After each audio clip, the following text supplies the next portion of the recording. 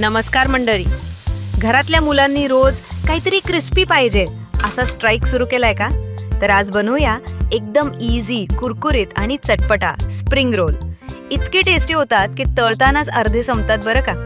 सर्वात आधी 4 उकडलेले बटाटे घ्या.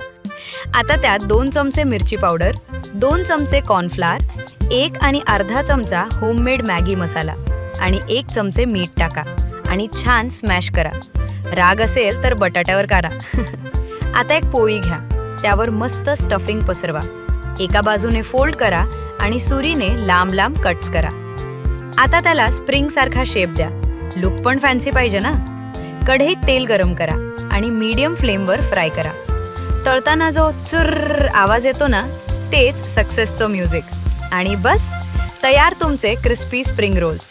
बाहेरून कुरकुरीत, आतून सॉफ्ट.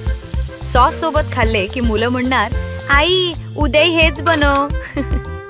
होममेड मॅगी मसाल्याची रेसिपी पाहायची असेल तर प्रोफाईल चेक करा आणि आईची रुचीला फॉलो करायला विसरू नका.